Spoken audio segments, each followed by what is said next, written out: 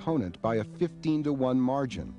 But Murray, closely aligned with the territory's aggressive anti-Mormon voices, had called Cannon an illegal alien. Congress honored Cannon's election, but fierce public sentiment and the media's characterization of the Mormons as a malevolent movement against America has set Washington in motion against the Utah Territory.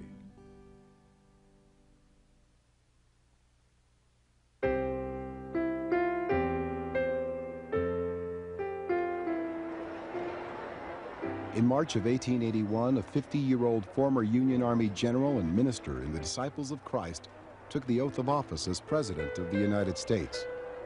In his short inaugural address, James Garfield spoke of home, church, flag, and country, and demonstrated the new national prominence of events in the Utah Territory. The Mormon Church not only offends the moral sense of mankind by sanctioning polygamy, but it prevents the administration of justice through the ordinary instrumentality of the law. The Utah Territory was stunned by Garfield's inaugural attack, but letters poured into Garfield, urging him to move forward with the crusade. My dear sir, I have read your most excellent inaugural address.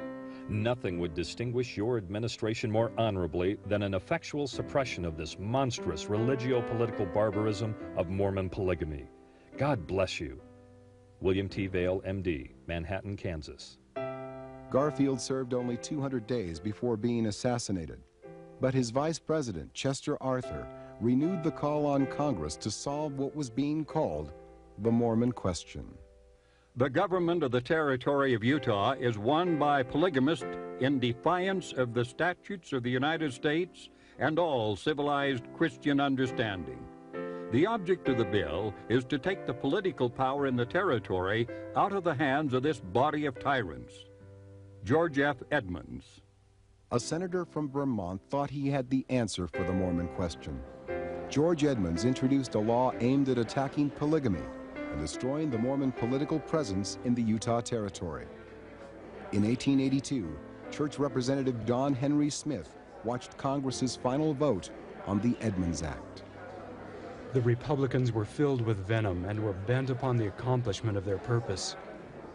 God our Father must judge these men for their evil design, and I doubt not he will do so in his own due time. John Henry Smith. The bill barred broadly defined polygamists from voting, serving on juries, or holding political office, and it fashioned a prosecutor's loophole around proving multiple marriages by creating the new crime of unlawful cohabitation. What a sin it would be, not only to deprive wives of what they consider their lawful husbands, but to brand their children as illegitimate. Jane Snyder Richards. We do not wish to place ourselves in a state of antagonism, nor act defiantly toward this government. But we cannot sacrifice every principle of human right. We are not craven serfs and have not learned to lick the feet of oppressors. We will contend, inch by inch, legally and constitutionally, our rights as American citizens. John Taylor. But the Edmunds Act had immediate consequences for the Utah Territory. Governor Eli Murray threw nearly 200 elected Mormons out of office and replaced them with mostly non-Mormons. In Congress, Delegate George Q. Cannon was told by the House of Representatives to leave the body, much to the delight of an editorial cartoonist. It is now said that a law of Congress has been enacted which prevents me from taking my seat. That by the operation of this law I am excluded, and the seat is to be declared vacant.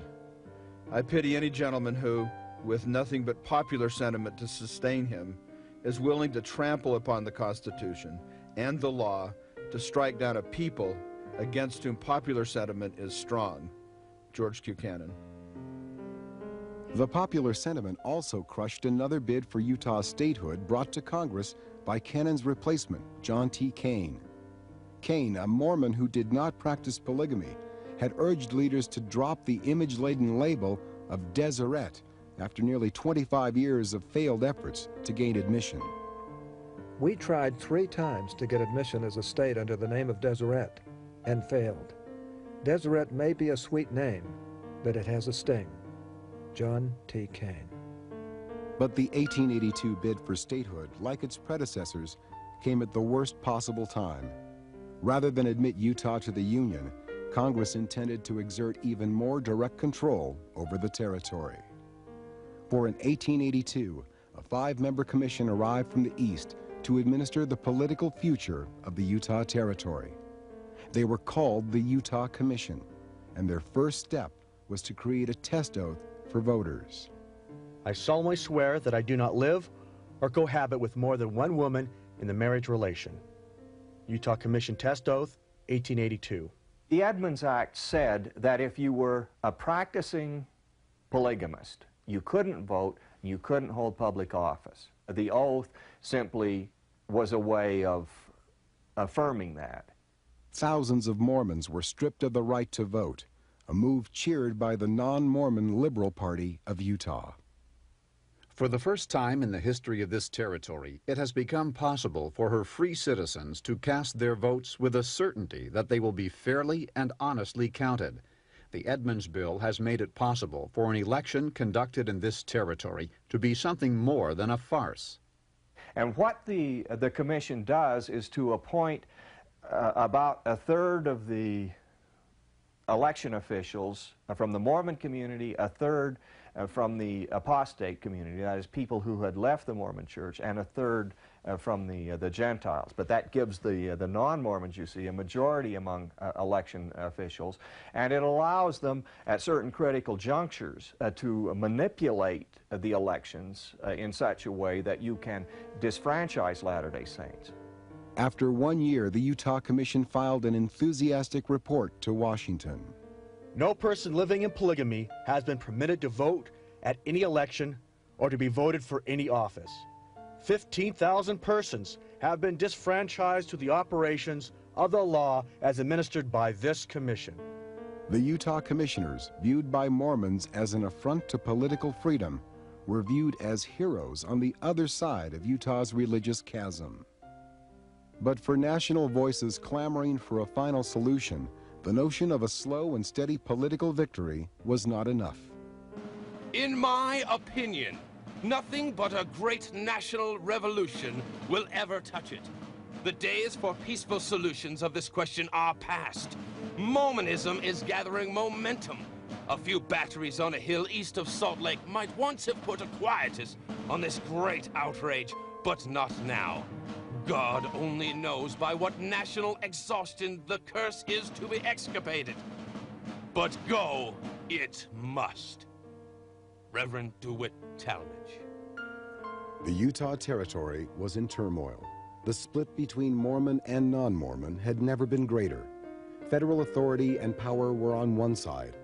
A substantial majority of the territory's population, seeking to chart their own path, was on the other.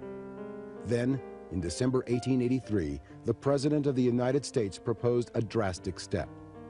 Chester Arthur called for the territory of Utah to be dissolved, wiped away with instructions to start over. The move would wait for the wheels of justice to grind forward. If you do not submit, of course, you must take the consequences. But the will of the American people and the law will go on and grind your institution to powder. Judge Charles Zane. To the Mormon people of the Utah Territory, Charles Zane was another in an endless series of federal judges bent on crusading against polygamy. But Zane was the first judge backed by the full force of the Supreme Court and the new Edmunds Act, together clearing the way for the most widespread and comprehensive prosecution of any religious group in the annals of American history. In 1885, the momentum of the law collided with the immovable force of Rutger Clawson, a Salt Lake City man with 2 wives. Clawson was indicted for polygamy and illegal cohabitation under the Edmunds Act. Clawson claimed the federal courts were stacked against his religion, since juries routinely were made up entirely of non-Mormons. But there were no sympathetic ears. He was found guilty. Prior to sentencing, Judge Zane gave Clawson an opportunity to publicly renounce polygamy, with the clear intent of going easy on Clawson if he did. I regret very much that the laws of my country come in conflict with the laws of God. But whenever they do, I shall invariably choose to obey the latter. If I did not so express myself, I should feel unworthy of the cause I represent. Rutger Clausen. That doesn't set very well with Judge Zane, and so he throws the book at him. Zane sentenced Clausen to 4 years at hard labor in the Territorial Penitentiary in Sugar House. It was a dark, dank fortress that kept its prisoners in large holding pens. As I approached the prison door, a strange and fearful noise reached my ears which fairly made me shudder. Before entering, I caught such expressions as, "Get the rope," "Hang him," and "We'll fix him," while the air was rent with profanity and ribald laughter. Rutger Clausen was soon joined by hundreds of Mormon men convicted in the court of Judge Zane. The prison population swelled. Some were in their 60s when sent to prison, and some were immediately rearrested if they attempted to see their polygamous families on release. At least one prisoner of polygamy, 64-year-old John Johnson, a Swedish immigrant, would die in prison of pneumonia. Much to the disgust of Charles Zane and the other federal officials in Utah, the prisoners were treated as heroes in the community. But the Mormon defiance of the federal prosecutions was dealt a stunning blow in 1885 when John Sharp, religious leader and prominent railroad figure, was hauled before Judge Zane. Zane does essentially the same thing with him that he did with most of the other people who came before his court. He asks if they're willing to give up the practice of plural marriage. And to the surprise of many people in the community, John Sharp says he'll obey the law. I acted according to the dictates of my conscience. I do not renounce my religion or any part thereof. I simply give up the practice of polygamy because the United States law forbids my indulging in it any longer. As long as I am a citizen of the United States, I do not see how I can do otherwise. John Sharp. Sharp was stripped of his religious office and ostracized by his fellow Mormons. When a man professing to be a Latter-day Saint will cower before our enemies and beg for mercy, forgetting or renouncing the promises of God, he is a contemptible hypocrite. Angus M. Cannon. At about the same time, William Clough resigned his church office rather than give in to the mounting pressure to take a plural wife. Utah convulsed under the crackdown. The number of federal deputy marshals more than doubled. For polygamists, it was a reign of terror as marshals kicked down doors in the middle of the night. Children are questioned upon the streets as to the marital relationships of their parents. Families are dragged before commissioners and grand juries, and on the pain of punishment for contempt, are compelled to testify against their fathers and husbands. Memorial to President Grover Cleveland. The petition to President Grover Cleveland went ignored, for the Mormons refused to yield to the law. To exact a measure of revenge, the church-controlled Salt Lake City Police Department set a trap for federal officials in 1885. Enlisting the services of a prominent prostitute, the police kicked down the door when the woman was entertaining a low-ranking federal appointee. The police dragged the red-faced official to court, only to have Judge Charles Zane throw the case out. His reasoning, to the astonishment of the polygamy prisoners, was that the court should not get involved in private conduct. It was a time when principle took many forms, when the heroes of one view were villains of another, when Utah society was deeply and divisively split. Desperate times in the Utah Territory, giving birth to desperate measures.